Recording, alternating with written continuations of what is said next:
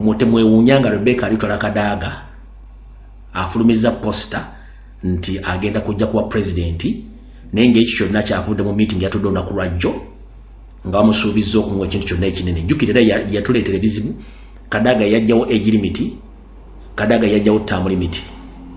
Abamugisawo ebyo ate bamukuba essawa zino kati ate bazze mule bamuyita. Jjukira politics wa Uganda wampankuwe wa kiyaje naddala mu NRM. So temwewuunyanga Kadaga akubisiza poster obanga agambye olunaku lw'enkya ku Lwokutaano nti agenda kwesimba kuba president.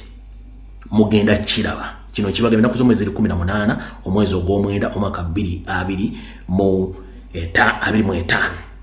Wabula bwe yabagambye nti agenda baddamu alina options bbiri, either okudda ku side y'abantu abanyigirizibwa oba okuddamu okwetunda omulundi ogusembayo n'agenda n'ekirowoozo kya Mukama kye yamuguzizza. Ne bw'agenda n'ekirowoozo kya Mukama kye yamuguzizza alitwala Kadaga toliddamu kutegeera abantu banna Uganda nti baakubeererawo era tebali kuddamu kutegeera bagenda kuba bakunabye mu ngalo nga n'ekibyokoledde byonna abantu bagenda kunaba mu ngalo bwefufu.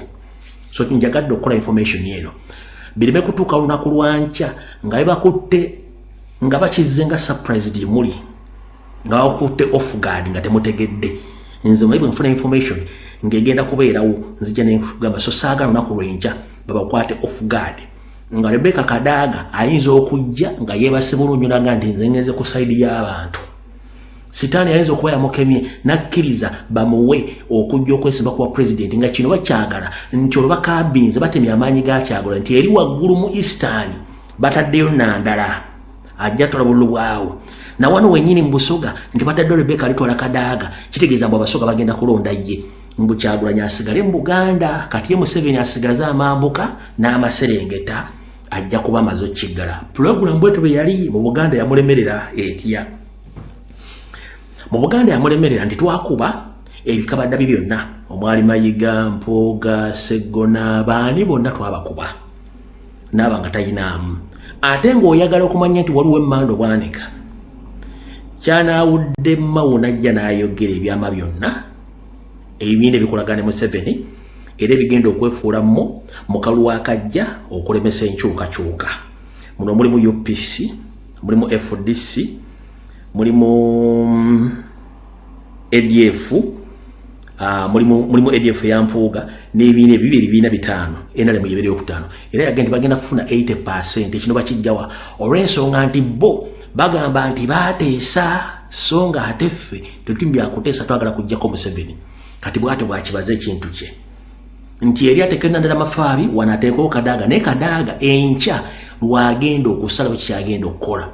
Nenze njagadde bagamba nti bamuyise mu meeting ne bamuwa ddiiru neddiiru yabagambye akamala okwebaka yerowooze ajja baddira. So enkya teweewuunyanga Kadaga either agenze ku saidi ya Museveni ne yeesibawo nga president oba nadda ku saidi y'abantu n'agamba nti kati ngenda kukolerera abantu.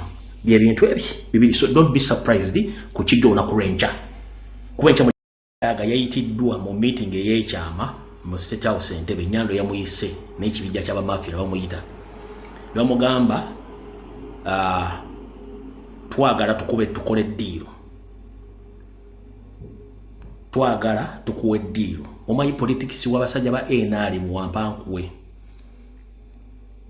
ne bamugamba bwakkiriza ne yeesimba okuba president nga ze bwannamunigira kuba president bagenda muwa ekintu kyonna kyayagala mu gavumenti oba ekintu kyonna kyayagala mu gavumenti eddako bakkiriza okujja okuba president nga ze ku bwannamunigina. Rebecca alitwala Kadaga mu meeting eyabagambye nti kangende mmala okwerowooza nja kubaddira.